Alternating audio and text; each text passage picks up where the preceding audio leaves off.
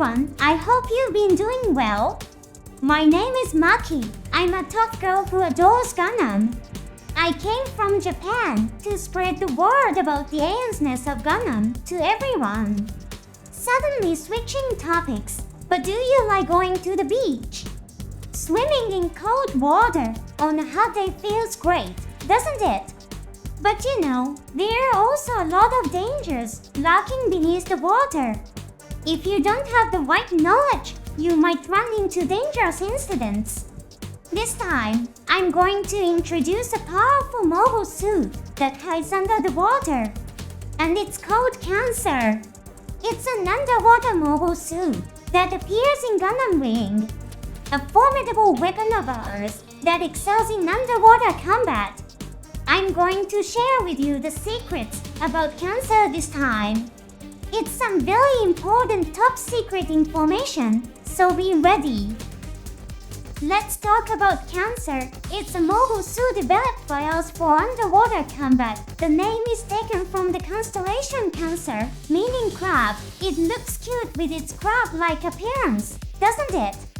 Cancer, based on underwater warp machines, has a very unique shape. Ours is an organization within the Earth-Sphere Unified Alliance, and the completed Cancer is also used by this alliance. The units used by us are distinctive for their bright red color, while the ones deployed by the Earth-Sphere Unified Alliance are featured by a sea-like blue color. Seems like blue would be more useful if you're trying to blend in.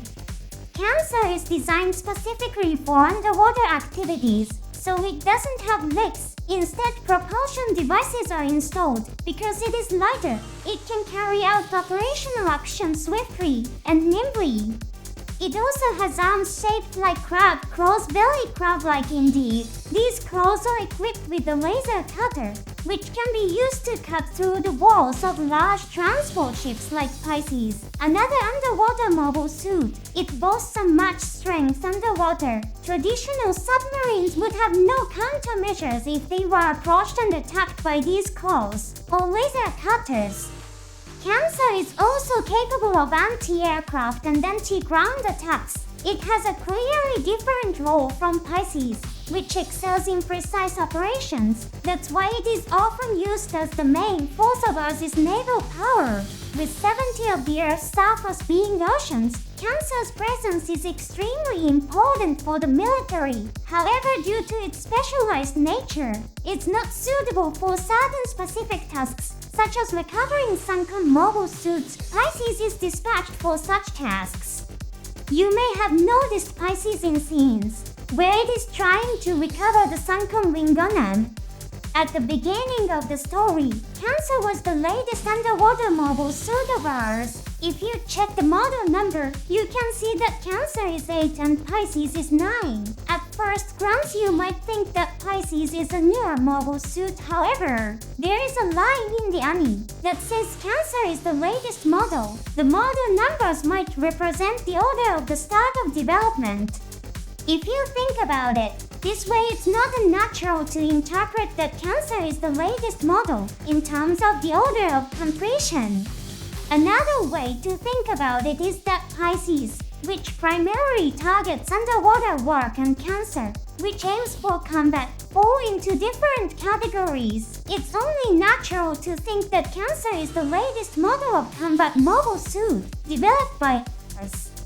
There is a common understanding among Gundam fans that the content released in Visual Works is the official setting, considering the meaning of model numbers, and lines from this point of view can also be fun. Let's talk about the equipment of Cancer. Cancer was designed primarily for underwater combat, and its equipment is quite unique. First of all, it has torpedo tubes in its arms, where torpedoes can be loaded. This is an important weapon for underwater battles. It becomes extremely effective when fighting against submarines or naval ships. In fact, it's also possible to load missiles. Cancer can leap out of the water to attack aerial enemies with missiles, or launch missiles at enemy bases from the surface of the sea. While Cancer is a mobile suit, that can only operate underwater with these missiles. It's also possible to attack enemies in the air or on land. The most distinctive feature of Cancer, however, is its claw-shaped arms. Not only are they great for clamping down on opponents, but they also have built-in laser cutters used for underwater operations and close combat. This becomes a very powerful piece of equipment, supporting the strengths of Cancer in underwater battles.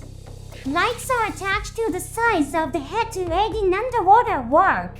The deep sea and seabed don't get sunlight, so this is an essential piece of equipment. These are the distinctive equipment of Cancer. It's thanks to this wide variety of equipment that Cancer can excel in underwater combat.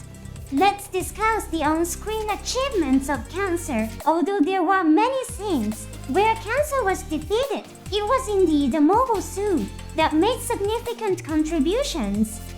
Let me explain a somewhat shocking scene. There's a scene where an elitist pilot named Alex fought using Cancer. He was decimating bases of the Earth's United Army that opposed Oz one after another. While Oz was part of the Earth's United Army, it often forced its way with its significant power. Alex was overconfident in his abilities. He continued a cruel act of attacking soldiers of the Earth's United Army, who had already surrendered, calling it a purge. It was a terrifying scene, where he used missiles fired from the mobile suit against humans. This inhuman act angered Maki. He was also a soldier of ours, but a gentleman who detested cowardly actions eventually. The Cancer piloted by Alex attempts to attack the Taugi underwater but gets immobilized, despite the battle taking place in the water. Where Cancer excels, it was no match for Taugi. This really illustrates how exceptionally powerful the Taugi is. The fate of Alex, who howled foe insults in response to Zek's question, is sealed. The Cancer piloted by Alex is torn in half by the Taugi. The scene where it was torn apart by brute force was shocking. Another memorable fight is with the Gundam Death Kit. Cancer bravely challenged the Gundam that could operate without restrictions underwater. Cancer caught the head of the Gundam Death Kit with its claw. If it was a conventional weapon, defeat would be sudden once caught in Cancer's claw. However, the head of the Gundam Death Kit took no damage at all. In that state, Cancer fired torpedoes one after another from the inside of the claw. Such a firing method would certainly not leave the claw unscathed. As feared, Cancer's claw broke from the explosion of the torpedo, yet the head of the Gundam Death Kit remained completely undamaged. It was a battle that left an impression of the sheer durability of the Gundam alloy prepared by the genius scientists. That wraps up the explanation of Cancer, a mobile suit specially designed for underwater combat. Did you manage to understand everything clearly? Now you can rest easy even if you encounter a Cancer during a sea bathing. Whether you can defeat it or not, I can't say. Just do your best. There's a Gundam that bears some resemblance to this Cancer. Actually, in the Gundam series called G Gundam, there is a Gundam that takes the form of a crab. This mobile suit doesn't have a specific name set. Its very unique look has garnered a fan base. This Gundam appears in space. Unfortunately, however, Cancer is a mobile suit exclusively for underwater use. As the story of Gundam Wing progresses and space becomes the main stage in the latter part, we no longer see Cancer in action. So when you watch the animation, make sure to cheer on Cancer's efforts wholeheartedly. Although it's a supporting role, it's a star actor that greatly enhances the story. Finally, the subscribe button that exists on your screen is the torpedo launch button of Cancer. If you press that button, you can launch powerful torpedoes and missiles. But be careful, you must not use that weapon in a cowardly fight. You never know when Zex might attack on his Taugi. When using weapons, it's crucial to judge calmly. Don't ever forget that. That's all for today's lecture. I look forward to seeing you in our next lesson. Until then, take care. Goodbye.